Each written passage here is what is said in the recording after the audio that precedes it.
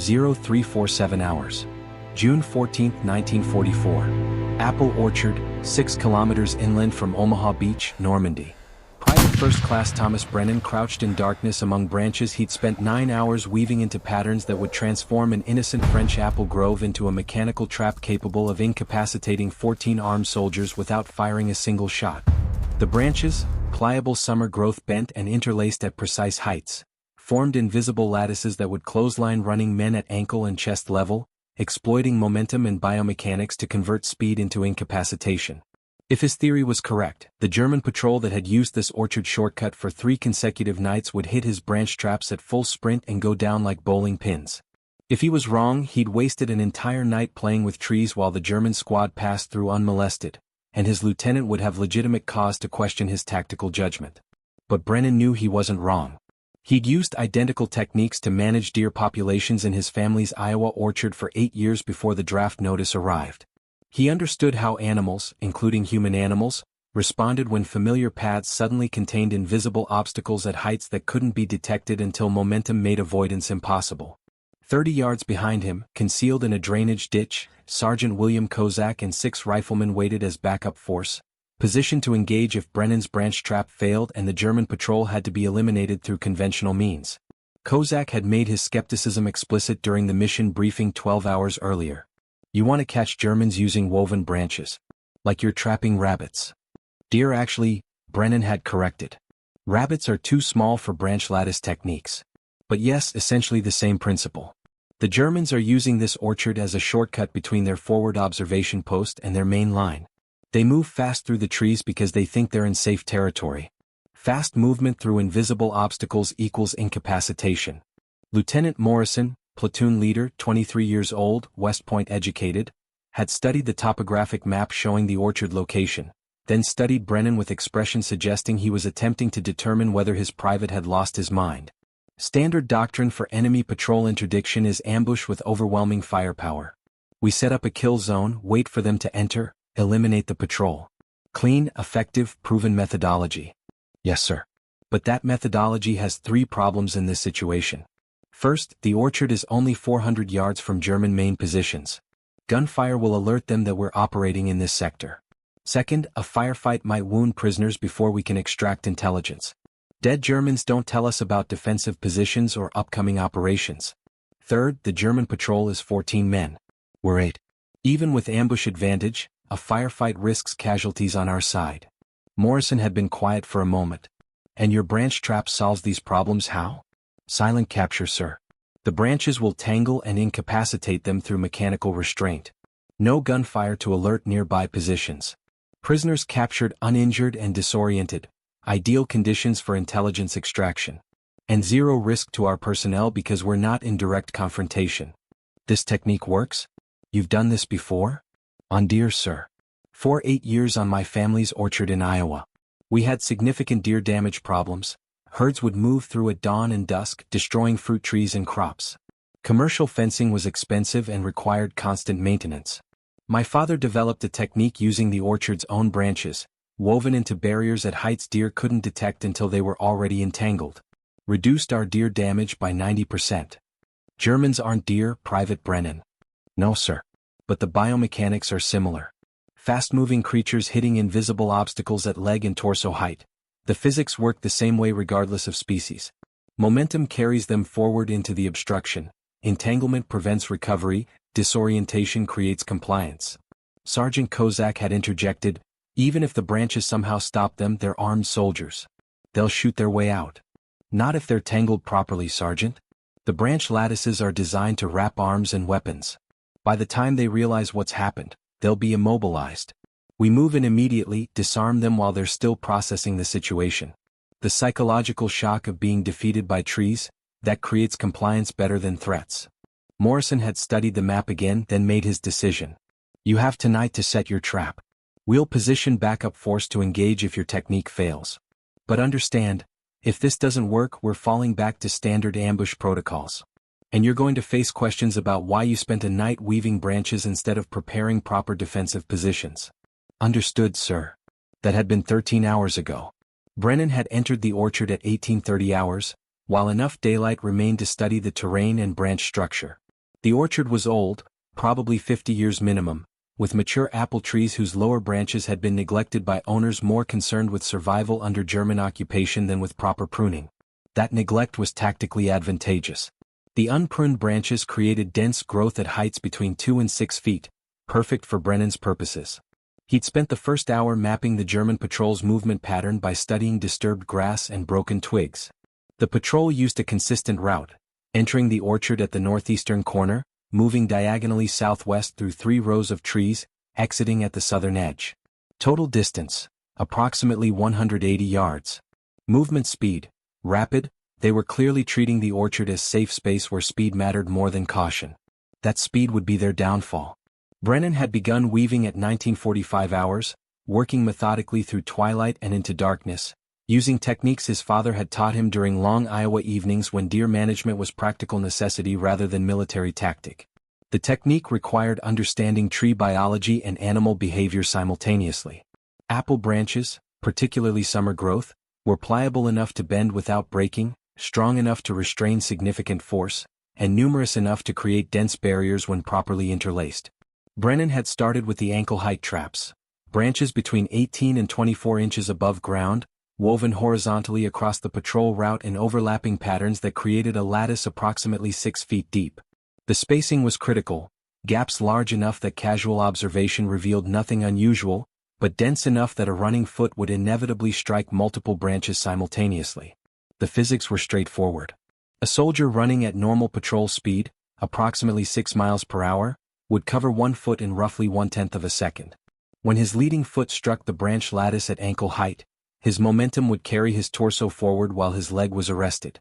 Basic biomechanics. He'd pitch forward, hands reaching reflexively to break his fall. That's when the chest-height traps would engage. Brennan had positioned these at 48 to 54 inches above ground, precisely at torso height for falling men. The chest traps were more complex than the ankle lattices, branches woven in 3-dimensional patterns that created pockets designed to catch arms, weapons, and equipment. When a soldier fell forward into these traps, his arms would penetrate into the lattice, his momentum would drive him deeper into the branches, and the spring tension of bent wood would close around him like a cage. He'd created 6 sequential trap zones across the 180-yard patrol route. Each zone was approximately 30 feet deep, positioned to ensure that soldiers falling into one zone would pile into the next zone when following soldiers couldn't stop in time. The entire system was invisible in darkness. Even in daylight, casual observation would reveal only slightly denser branch growth than normal, nothing that suggested hostile intent or tactical manipulation. Brennan had finished the last trap zone at 0230 hours, then withdrew to his observation position 20 yards east of the route. For the past hour he'd waited, listening to night sounds, watching for the movement patterns that would announce the German patrol's approach. At 0342 hours, he'd heard them. Boot sounds on dirt path beyond the orchard's northern edge, low German voices discussing something in tones he couldn't understand, the metallic sounds of equipment being adjusted before movement. The patrol was coming. Brennan had clicked his signal device twice, a mechanical cricket that made soft snapping sound. 30 yards behind him, Sergeant Kozak would have heard the signal and alerted the backup force. Enemy approaching, prepare for potential engagement. Now, at 0347 hours, Brennan watched 14 German soldiers enter the orchard's northeastern corner and begin their diagonal movement through the trees. They moved fast, not running but walking with the purposeful speed of men who wanted to minimize exposure time while crossing open space. Their spacing was professional, approximately 5 yards between soldiers, staggered formation that prevented bunching, weapons held at low ready. Under normal circumstances, they'd cross the 180 yards in roughly 90 seconds. Under Brennan's circumstances, they'd travel approximately 40 yards before everything changed. The lead soldier, a sergeant based on the insignia visible in starlight, approached the first trap zone.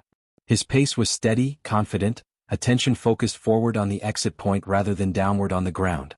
His right foot struck the ankle lattice at 0348 hours and 6 seconds. The effect was instantaneous and devastating. His foot caught between 2 woven branches, his momentum carried his torso forward, and he pitched face first toward the ground with the distinctive forward rotation of a man whose base has been swept. He never reached the ground. His fall trajectory drove him directly into the chest-height lattice, which caught him across the torso like a baseball glove catching a line drive. The spring tension of bent branches closed around his arms and weapon, immobilizing him in a cocoon of wood. The soldier behind him, approximately 5 yards back, had 1 second to process what he was seeing before his own foot hit the lattice.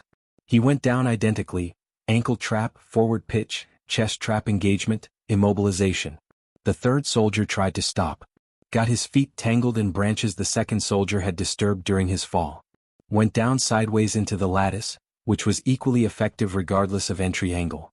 The 4th through 8th soldiers hit the trap zones in rapid sequence. None had time to avoid obstacles they couldn't see until impact. They fell like dominoes, each collision disturbing more branches that entangled subsequent soldiers. The 9th soldier actually saw the trap. Shouted warning in German. Tried to reverse direction. Backed into the 10th soldier, who was still moving forward at speed. Both went down in tangled collision that drove them into a trap zone they'd been trying to avoid. Soldiers 11 through 14 managed to stop before hitting the traps. For approximately 3 seconds they stood frozen, weapons raised, staring at 10 comrades wrapped in apple branches like insects in spider webs. Then Sergeant Kozak and 6 American riflemen emerged from the drainage ditch, weapons trained, voices shouting commands in English that the Germans probably didn't understand but whose meaning was unmistakable: surrender or die.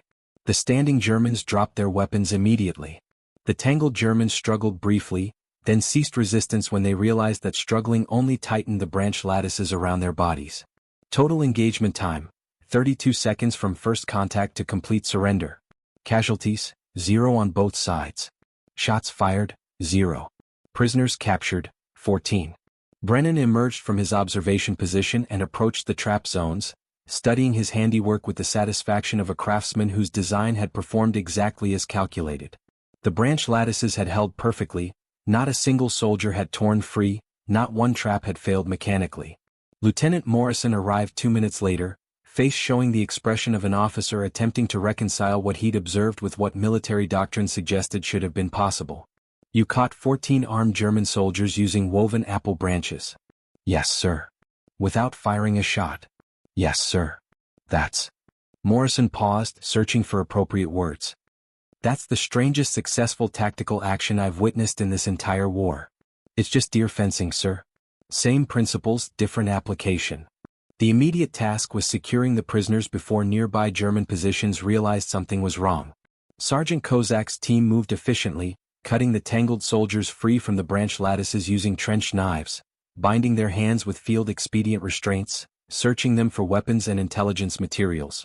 The Germans were compliant, a mixture of shock, embarrassment, and pragmatic recognition that resistance would be suicidal. Several were injured: bruised faces from impact with branches, strained muscles from the sudden arrests of momentum, minor lacerations from sharp twigs. None required immediate medical treatment. All were conscious and mobile once freed from the branches. The German sergeant, the first soldier who'd hit the trap, stared at Brennan with expression mixing respect and disbelief. Bomb fall, he said in accented English. Tree trap. Very intelligent.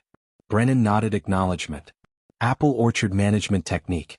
Adapted for military application. In Wehrmacht we use mines, wire, machine guns. Not trees. The German smiled grimly.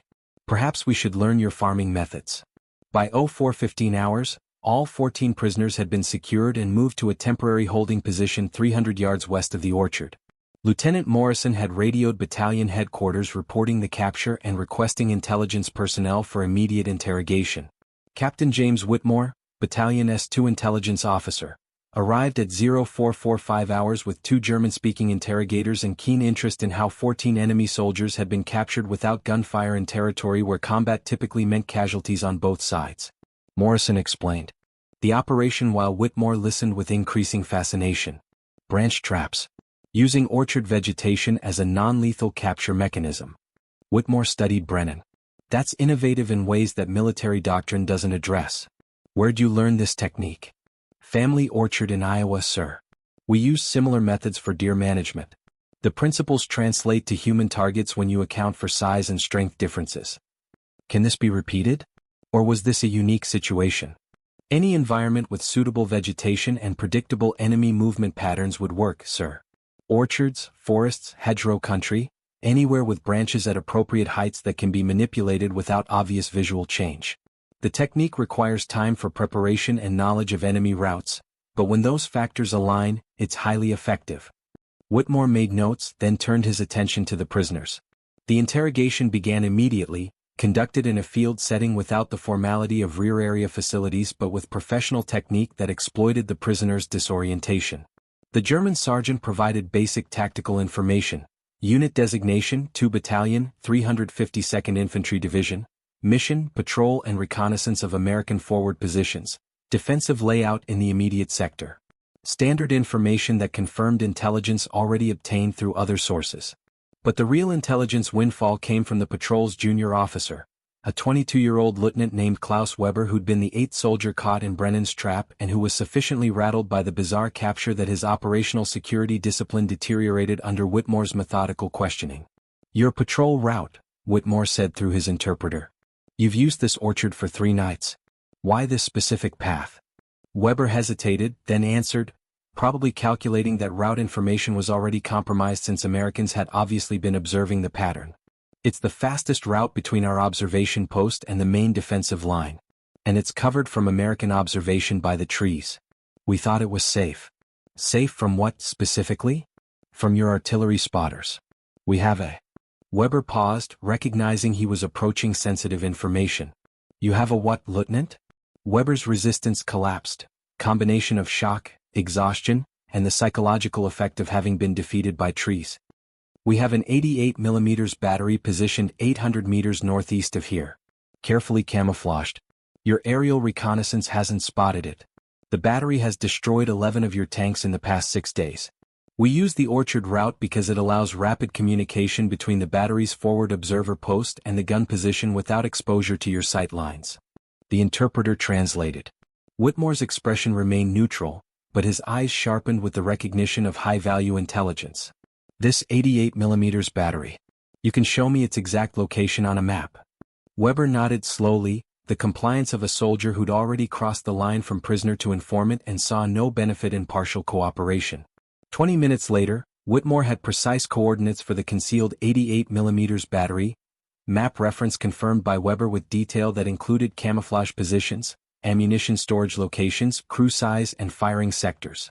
The intelligence was actionable immediately.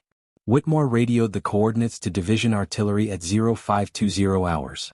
By 0545 hours, a 3-battery fire mission was prepared, 36 105mm howitzers targeting the German 88mm position with time-on-target strike designed to achieve simultaneous impact. The fire mission executed at 0612 hours. From Allied positions, soldiers could see the explosions, orange flashes and gray dawn light, followed by secondary detonations that indicated ammunition storage had been hit. Forward observers confirmed. The 88mm battery was destroyed. 3 guns disabled, ammunition stockpile detonated, crew casualties estimated at 80%. The battery that had destroyed 11 Allied tanks and killed dozens of American tankers no longer existed. And the intelligence that enabled its destruction had come from a German officer captured alive through a technique involving woven apple branches. By 0700 hours, the 14 prisoners had been transferred to rear area POW facilities for formal processing. Lieutenant Morrison gathered his platoon for after-action assessment.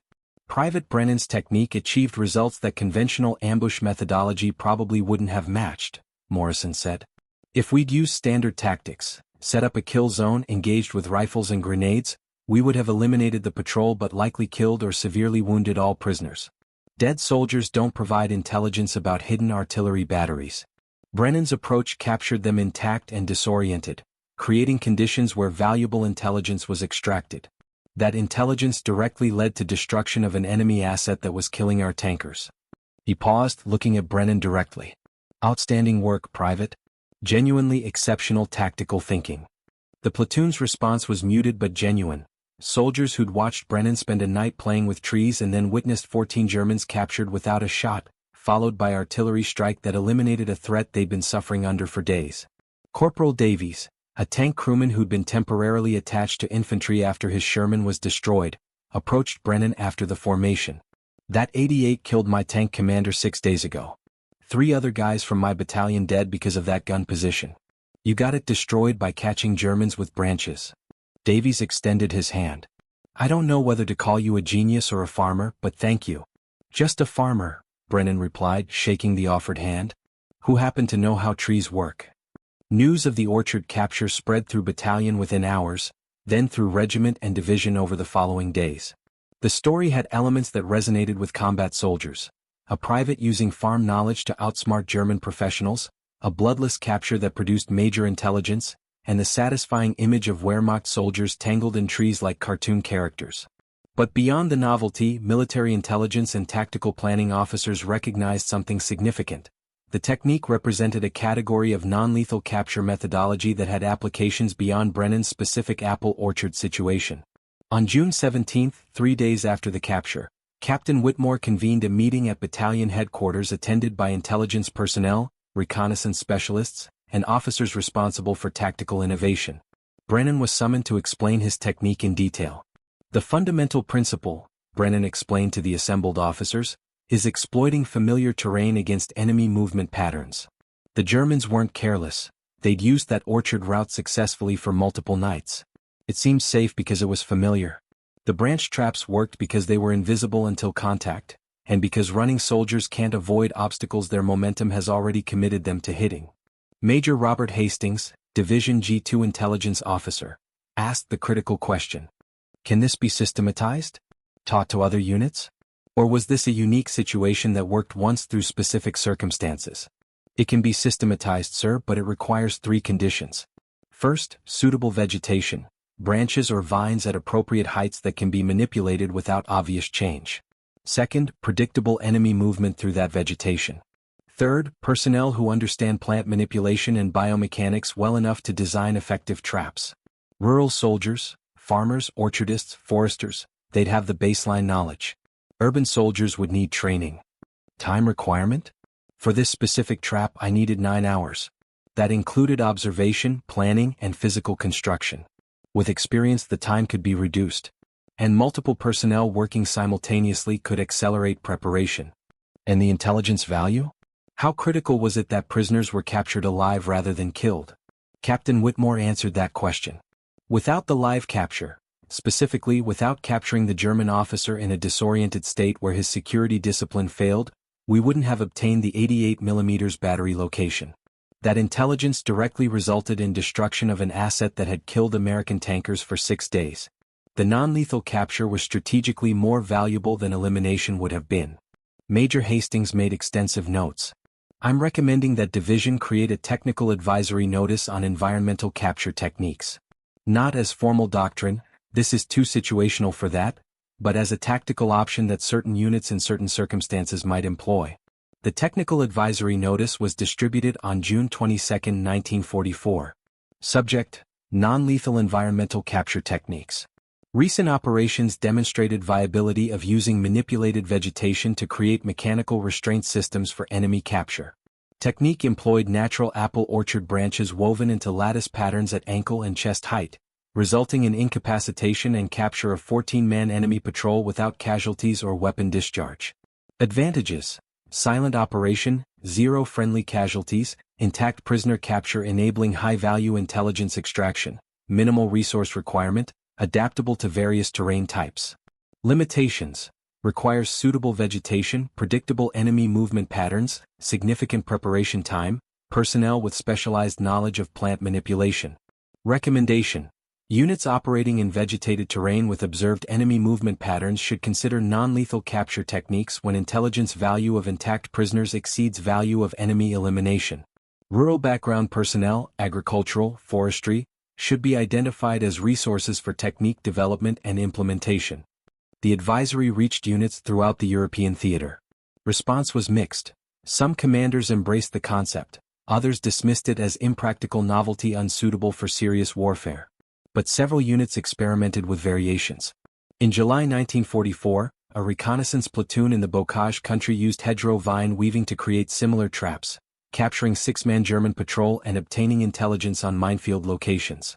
In August 1944, a ranger unit in southern France employed grapevine lattices to capture 4 German soldiers during vineyard operation, gaining information about defensive positions that enabled bloodless village liberation. In September 1944, A forest operation in the Hurtgen used fallen tree manipulation to create barriers that channeled German patrol into capture zone, resulting in 9 prisoners and intelligence about upcoming counterattack. The technique never became mainstream doctrine. It was too dependent on specific circumstances, required too much specialized knowledge, and didn't fit the military's preference for standardized procedures that any unit could employ. But it occupied a niche, a tactical option for situations where live capture provided greater strategic value than elimination. Brennan himself never used the technique again. After the Normandy campaign, his unit moved into urban combat environments where vegetation-based traps had no application. He fought through France, Belgium, and into Germany using conventional infantry tactics, earning Combat Infantryman Badge and Bronze Star for actions that had nothing to do with woven branches.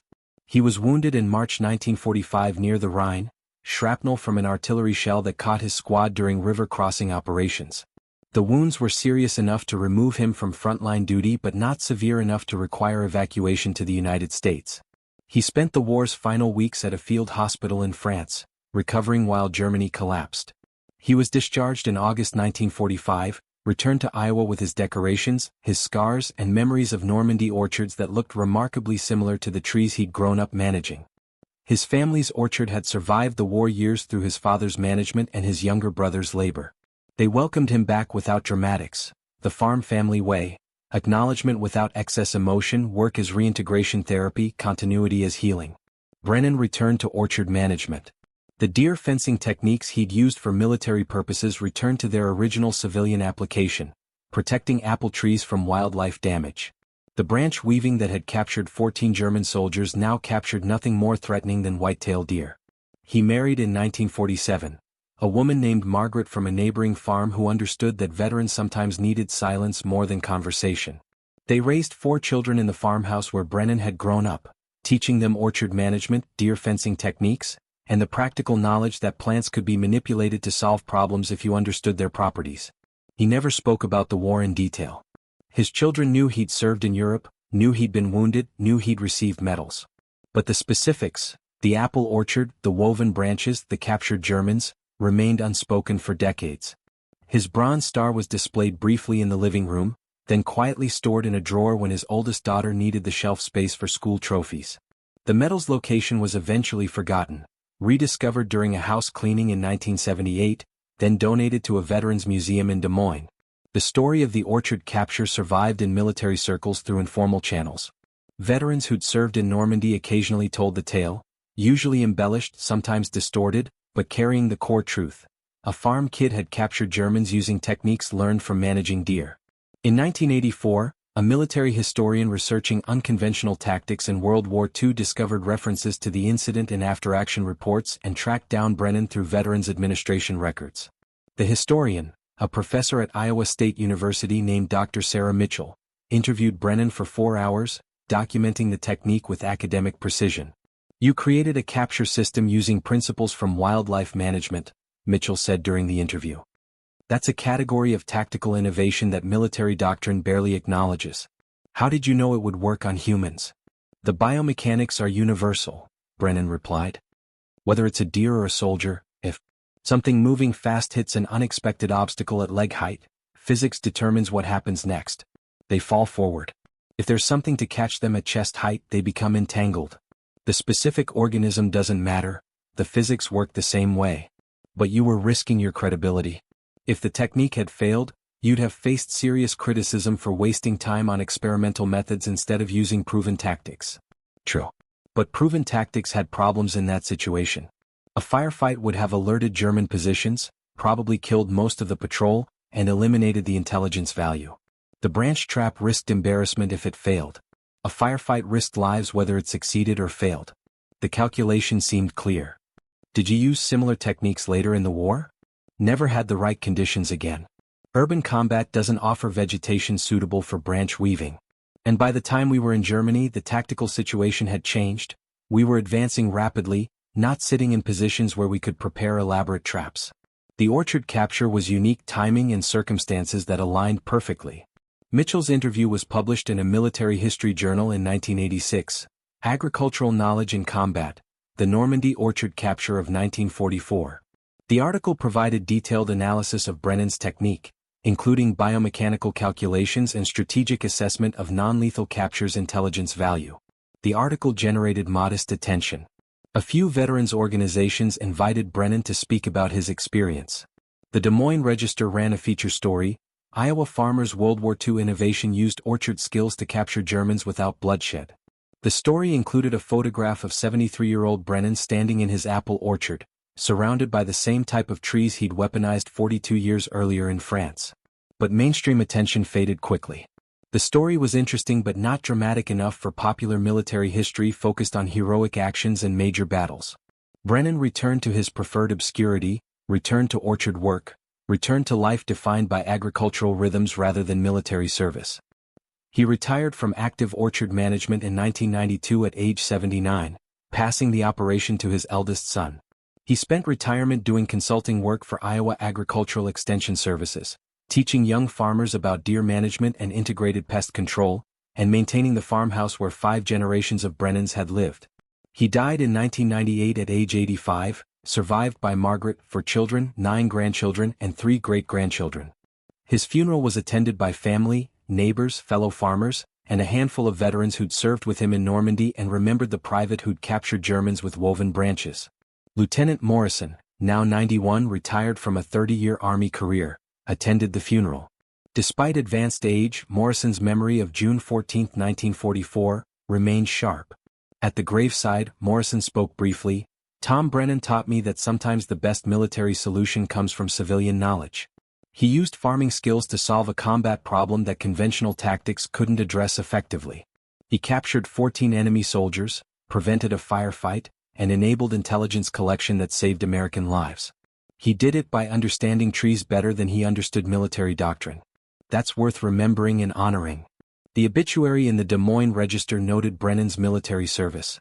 Mr. Brennan served with distinction in the U.S. Army during World War II, participating in the Normandy invasion and subsequent European campaigns. He was awarded the Bronze Star and Combat Infantryman Badge for actions that demonstrated innovative tactical thinking and contributed to Allied operations. No specific mention of the orchard capture. No description of branch traps or non-lethal techniques. Just acknowledgement that he'd served, innovated, and contributed. The technique itself survives in military training materials as footnote in unconventional tactics curricula. Modern special operations courses occasionally reference the Normandy orchard capture as example of environmental manipulation for tactical advantage. The specific application, woven branch traps, has limited relevance in contemporary warfare, but the underlying principle endures. Understanding the environment and its properties can create advantages that weapons and technology cannot. Thomas Brennan understood apple orchards. He understood deer behavior and branch manipulation and the biomechanics of organisms moving through familiar spaces. For one night in Normandy, that understanding created a tactical solution that conventional military methodology never anticipated. 14 German soldiers were captured without a shot fired. An 88mm artillery battery that had killed American tankers was destroyed because one of those prisoners provided intelligence. And the tankers who survived because that battery was eliminated, they owed their lives to an Iowa farm kid who knew how to weave branches into invisible traps. The physics were simple. The application was brilliant. The recognition was minimal. That asymmetry defines much of warfare. Significant contributions from unexpected sources, acknowledged briefly if at all, remembered by those whose lives they affected but forgotten by broader history. The soldiers who didn't die in German artillery strikes after June 12, 1944, they were the beneficiaries of Brennan's innovation, whether they knew it or not. The tankers who advanced through territory that would have been defended by the 88mm battery, they survived because orchard management techniques had been adapted to warfare. Thomas Brennan captured Germans with apple branches. The technique was used once, perfectly, in circumstances that never quite repeated. But the lesson endures. Sometimes the most effective weapon isn't a gun or a bomb, but understanding how the natural world works and how that knowledge can be adapted to solve problems that conventional methodology cannot address. The branches have long since grown back. The orchard probably doesn't exist anymore. French agriculture has changed dramatically since 1944. But the innovation remains, preserved in military history, remembered by those who understand that tactical advantage sometimes comes from the most unlikely sources. A farm kid from Iowa used deer fencing techniques to capture enemy soldiers and save American lives. The military gave him a Bronze Star. History gave him a footnote. The men who survived gave him their gratitude. In the end, that's the measure that matters.